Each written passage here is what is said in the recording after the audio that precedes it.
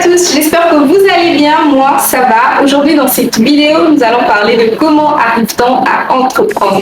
Mais avant, si tu n'es pas encore abonné, abonne-toi, active la cloche de notification, like la vidéo, laisse-moi un commentaire et partage la vidéo pour sa visibilité. Et moi je te retrouve tout juste après la transition. Let's go!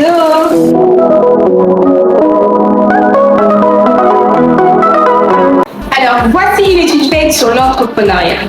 En 2020, aux États-Unis, parmi le milliardaire américain, 21% possédaient un doctorat, 27% possédaient un master et 52% seulement étaient autodidactes. Retournons en Afrique. Je vous rappelle que je suis africaine, et précisément du Congo-Kinshasa. Alors, parmi le milliardaire africain en 2020, seulement 3 faisaient partie de la francophonie. Alors dites-moi, pourquoi sur une liste de 18 milliardaires africains, 3 seulement font partie de la francophonie?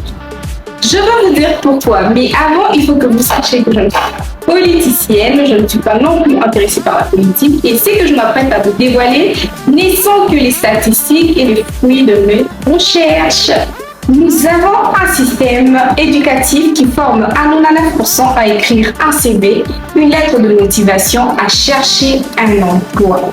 C'est-à-dire, nous avons un système éducatif qui disait d'engager une main-d'œuvre qualifiée. Alors du coup, on va à l'école pour engager, non pas pour ouvrir mon entreprise, quoi. Alors, je prends quand même exemple sur moi. À peine entrée à l'université, hormis les documents d'inscription, donc tout ce qui était diplôme d'État ou je sais pas moi, journal et les aptitudes physiques et autres qu'on demande, on m'a aussi demandé de déposer un CV et une lettre de motivation. Je me suis dit, wow, donc l'université est prête à m'engager ou quoi?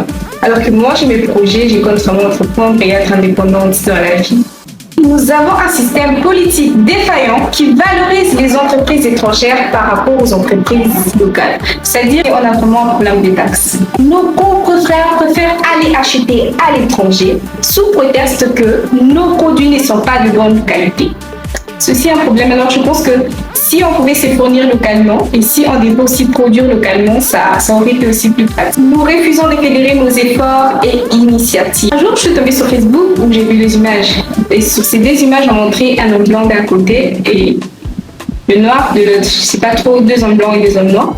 Les deux en train de monter, les deux avec un arbre. D'un côté, il y avait un qui montait à l'arbre et de l'autre côté, il y avait aussi un noir qui montait à l'arbre et un noir en dessous de l'arbre. Et ce que je pouvais voir, c'est qu'il y avait une différence. Parce que chez le blanc, je pouvais voir qu'il aidait l'autre à monter plus haut. Et chez les noirs, je pouvais voir qu'il tirait l'autre plus bas. Je ne sais pas grand-chose, j'ai pas trop envie de parler de ça pour qu'on me traite de raciste. Nous sommes divisés.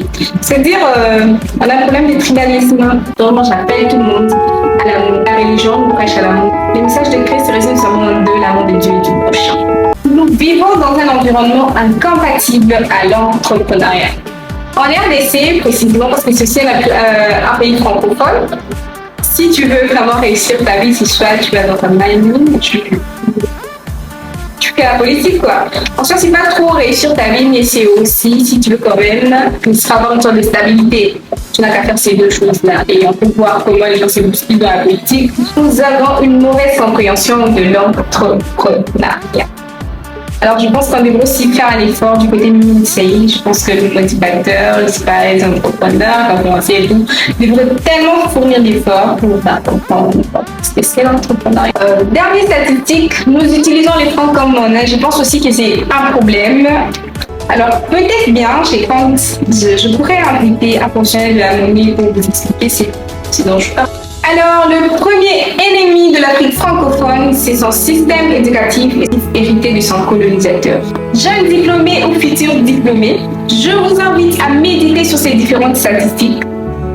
Vous qui attendez la licence, le master ou autre, avant de lancer des initiatives de projet, sachez tout simplement que vous faites une erreur monumentale. Jeune, toi qui as déjà 25 ans, 27 ans ou autre, avec tes parents, sans la moindre liberté, surtout financière, je te demande à te poser de vraies questions et surtout à prendre des responsabilités le plus tôt possible. Et voilà, c'est la fin de la vidéo. Merci de l'avoir suivi. N'oubliez pas de la liker, de la partager, plus de visibilité. Moi, je vous retrouve dans une prochaine vidéo.